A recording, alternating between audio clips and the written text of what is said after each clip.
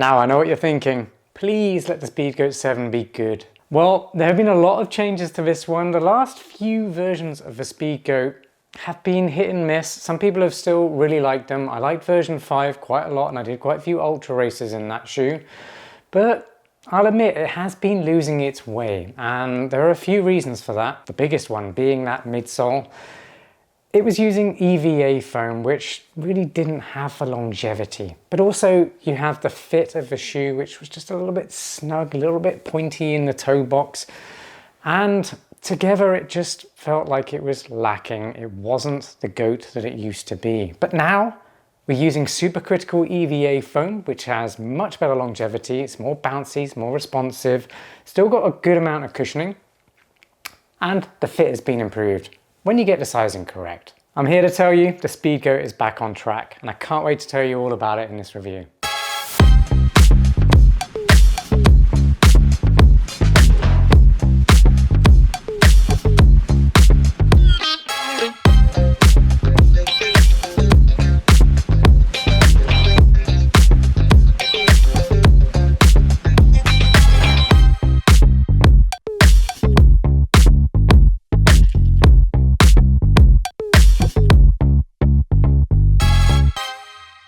Alright, let's kick off with the key specifications and what they mean for you and your run. They cost $165. I'll let you know by the end of this review if I believe they're worth that price tag. They weigh 10.1 ounces or 286 grams. That's for a size US men's 9, my pair. And if you're wondering how that compares to other all-mountain trail running shoes, well, it's kind of average. It's not particularly lightweight. It just sits in the middle. They still have a drop of 5mm from heel to toe. That's 38mm at the heel and 33mm under the toe. So still got a pretty high stack height. The upper is using a recycled RPET woven textile with structured overlays, and it's gaiter-ready. There's also a good amount of reflectivity here, as you can see at the heel, so you will get seen in dark conditions. The midsole is using Supercritical EVA foam now. That's the most exciting part for me. It's got a meta rocker and it's using active foot frame technology, which helps to stabilize the shoe on the run. That's very important if you are going to be running technical mountain trails in these shoes. The outsole is still using fantastic Vibram Megagrip, and it's using an updated 5mm traction lug layout, which works just as well as it did before. When it comes to sizing and fit, this is going to be very important for everyone out there, so you get your sizing correct. Definitely size up a half size in these. The first pair I got sent by Hoka PR was my usual size, and I've always gone with my usual size in the Hoka Speedgoat range. But unfortunately they were just too tight and it just felt awful at the front of the shoe because it is quite hard in there. More on that in just a moment. But it was awful on my toes and I just couldn't do them justice. So I had to ask for another pair, which is size US 9.5. These ones fit so much better than those first ones I was sent. So that's really going to change the ride completely. It's going to change the shoe from unusable to something that's actually really, really good. So get that sizing correct. That's also partly why this review is coming out a little bit later than I first hoped. So sorry about that. When you do get your sizing correct, the midfoot and heel lockdown are really good in these shoes. If you've got a narrow heel, by the way, and you do find your heel is slipping out of a shoe, then there is an extra eyelet at the top where you can use Racer's Loop heel lock method.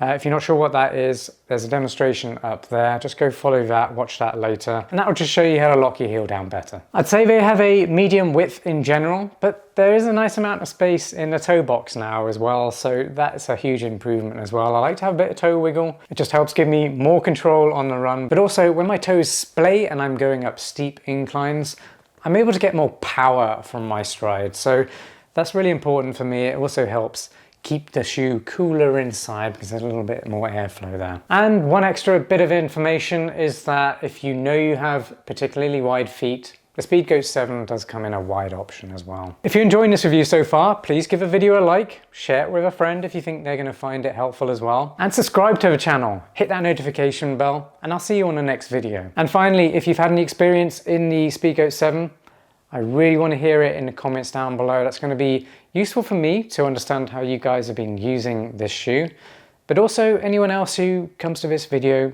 it's going to help them decide whether or not these are going to be best for them or not as well. So please put as much information as you can down there. Moving on to my performance review then, I'm going to have to start by talking about the midsole and the kind of ride it gives you, because that's really what the Speedgoat is all about in my eyes. It's that nice cushioned responsive ride for long distances in all mountain trail conditions.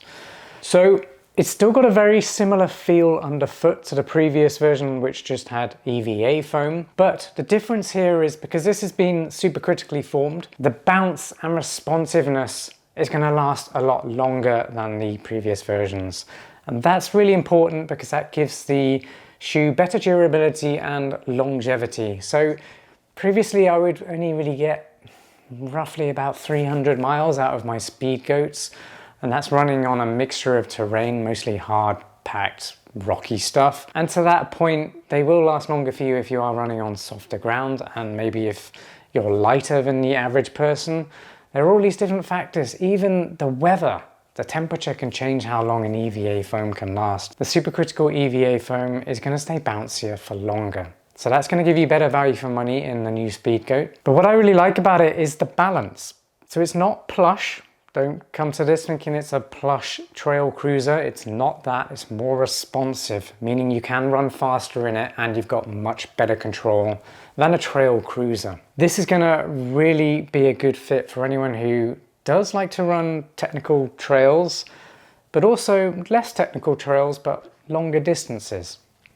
This one really does do it all very well. And that for me is really what's special about the Speedgoat series. You can also see there's a bit of a meta rocker, toe spring at the front, and there's a little bit of a rocker at the heel.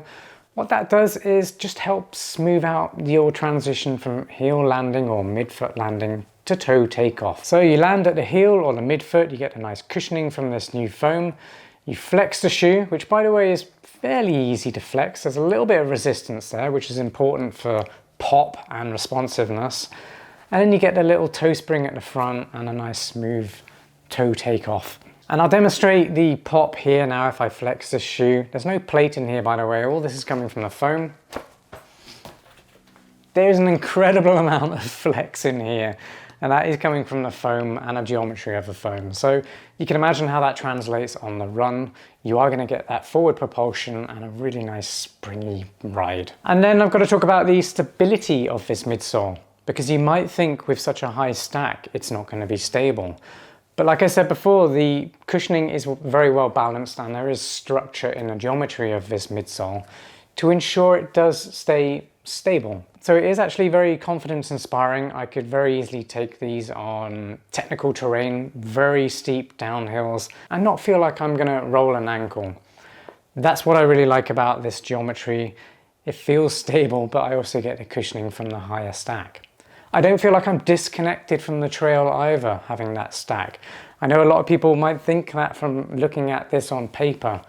They might think it's not going to be controllable on technical terrain. That's not true at all. I've run some crazy technical downhills in Speedgoats over the years, and really you can take them on anything. It's not just the geometry that gives you control, it's the Vibram Megagrip.